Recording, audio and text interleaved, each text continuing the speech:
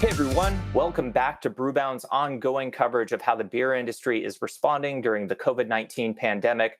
My name is Justin Kendall, and I'm the editor of Brewbound.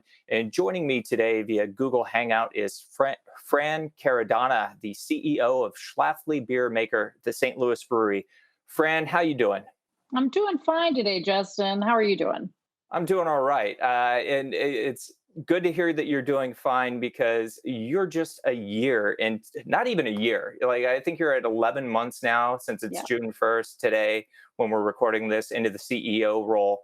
And you've been through any number of things in that position. The company's been acquired, I believe, while you were on the job.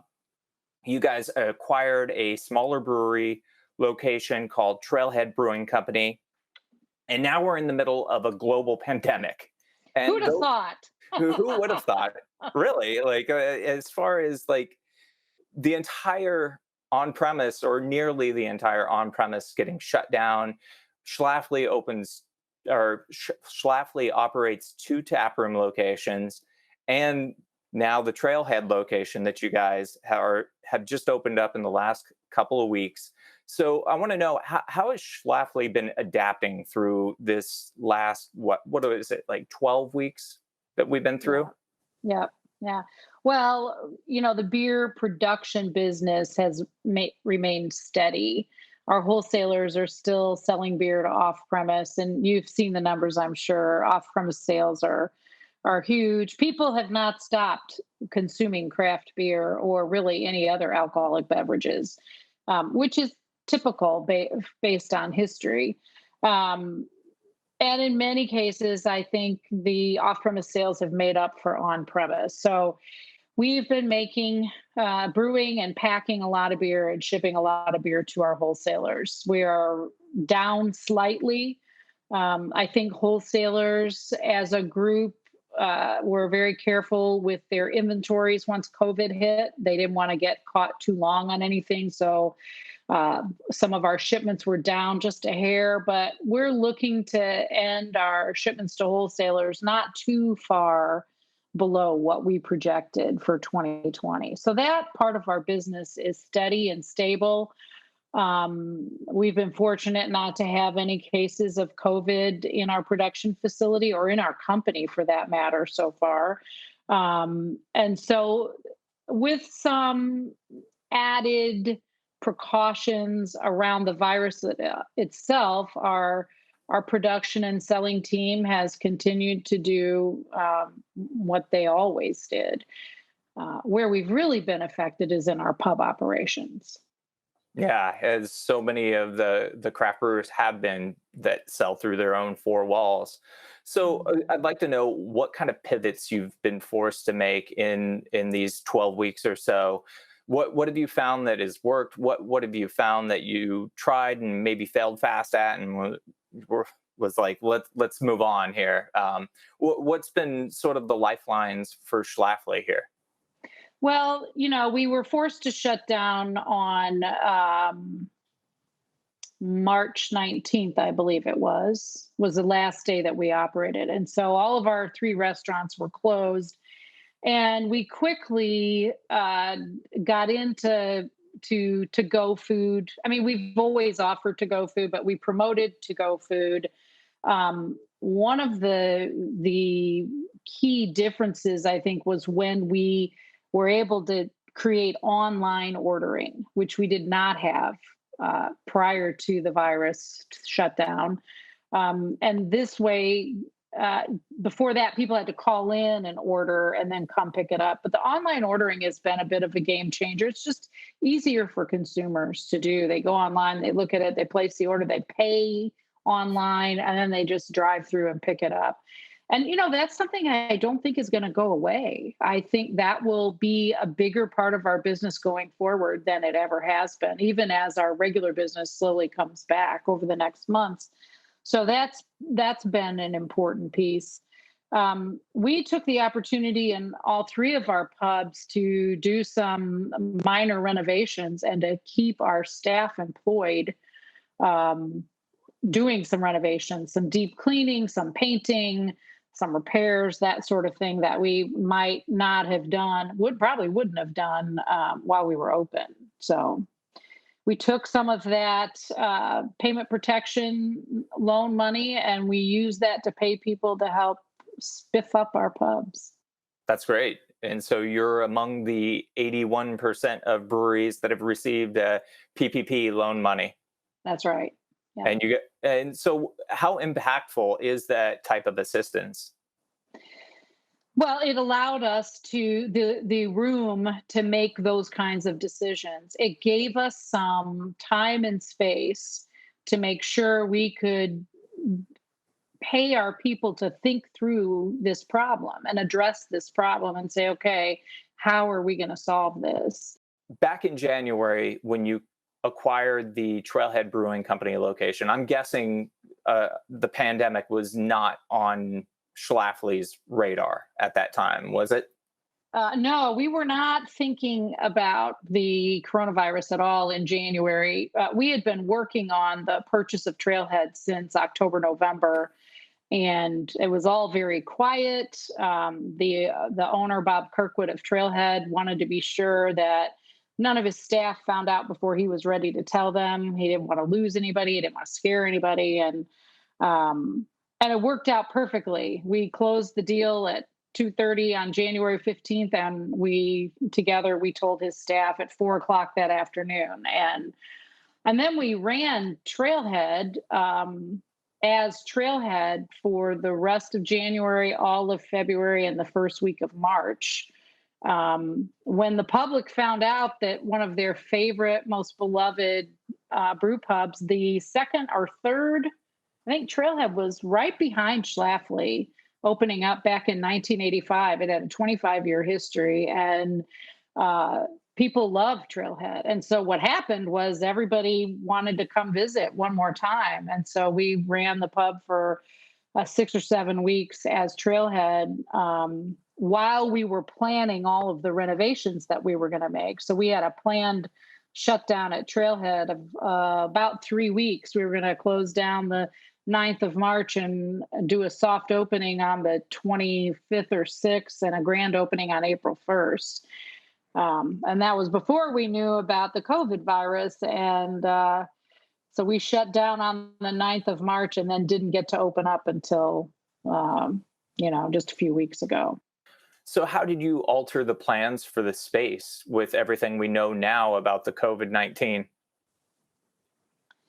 Well, the space is very generous, and we had already started doing the work before the shutdown, a couple of weeks before the shutdown. So we put new floors in, we painted, we did a lot of cleaning, and then we had to reset the seating in order to accommodate temporarily the 25% capacity mandate. So basically, we removed tables to create a new capacity that was at about 25% of the old capacity. In what ways have you rethought service? Whether it's, You table know, service or, ordering from menus or even just the safety precautions that your staff are taking. well, everybody wears a mask, obviously. And everybody washes their hands regularly. We have sanitizer all over the place. We have created a one way in, one way out protocol for our customers so that people are not passing as closely to each other. We have no seats at the bar right now, which is very sad for everybody because that's, part of the community of a beloved pub is, people sit at the bar and get to know their bartenders and each other. But for now, that's just not safe for our bartenders. So there's no seating at the bar. The people who bust the table never serve food, whereas in the past, a server might have also busted a table, but we just are trying to keep all of that separate. I'm sure I forgot. We're using paper menus. We're not using linen napkins. We're using paper napkins rather than linen napkins. How about glassware? We're offering that's a good one. We're offering our customers to have their beer served either in a regular pint draft in a pint glass, draft in a plastic cup, bottles or cans where available. And a lot of our brands are available in all four of those.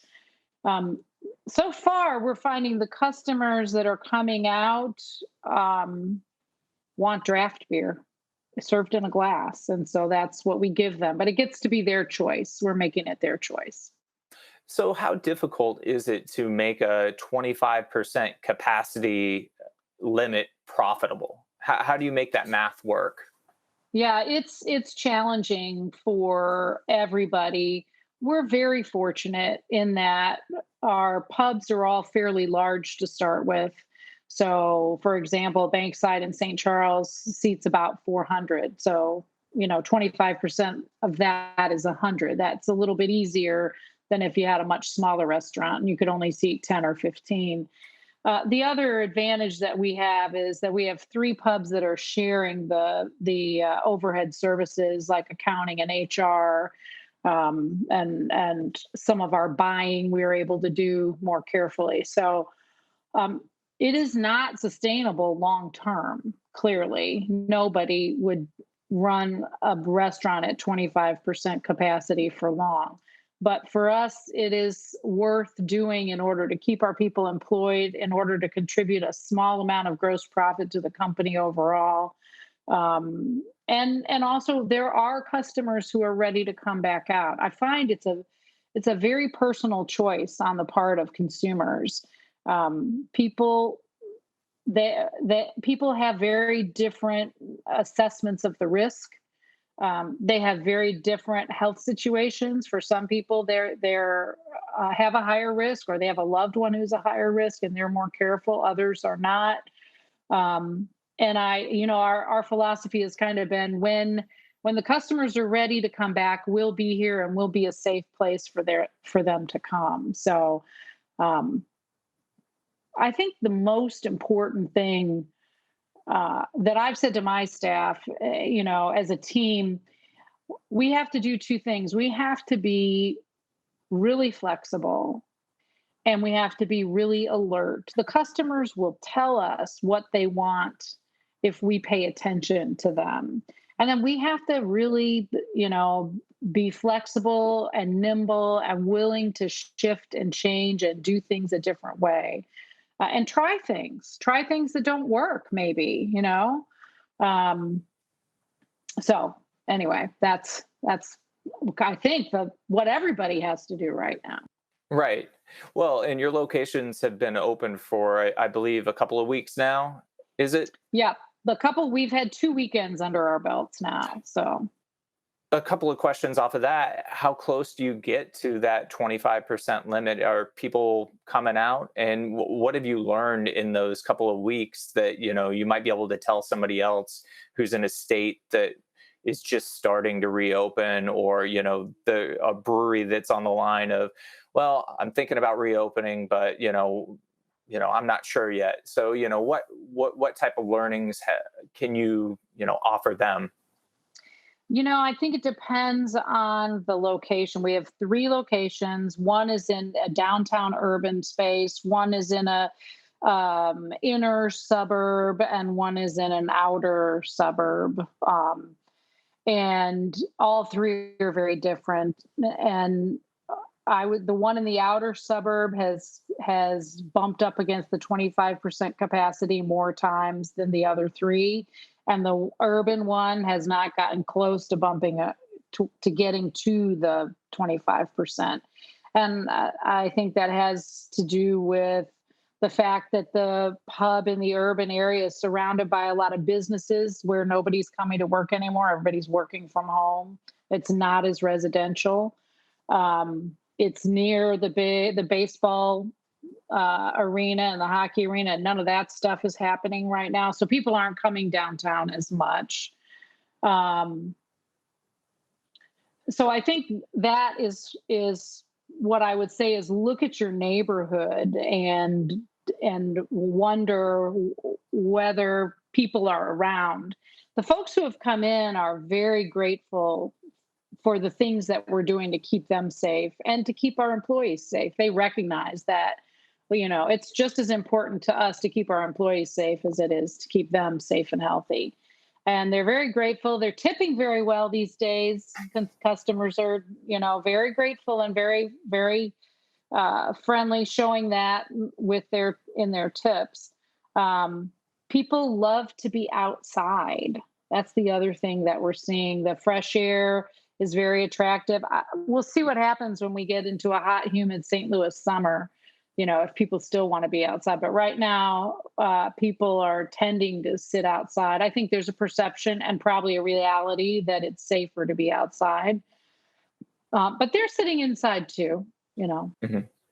As far as moving into a newish community, not that St. Charles is very far from St. Louis, it's about 30 minutes northwest by car.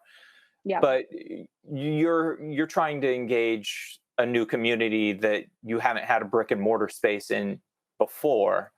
So Mhm. how do you sort of build or engage those consumers in that new community during a time of social distancing? And I guess in Missouri you're sort of on the other end of the or on the backside of the stay-at-home orders at this point. But how do you sort of Yeah. build that up? Well, we did a lot of communicating before, the virus was even an issue, before the mandate was an issue, talking about the great tradition that Trailhead had and the great friendship between Schlafly and Trailhead over the years. So we had set the stage for that. And we used social media to communicate with people to let them know we were open.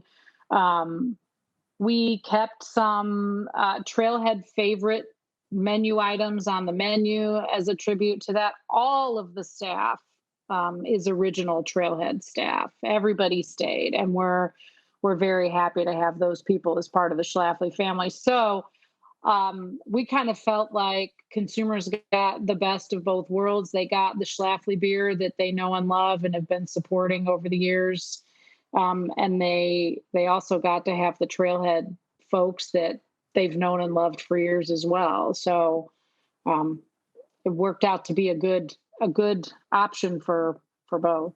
It certainly helps to have the old staff on board and being advocates for the new brand. Right, right. That's right. So I guess one thing to wrap this up, it sounds like you're feeling maybe sort of hopeful about where Schlafly's headed.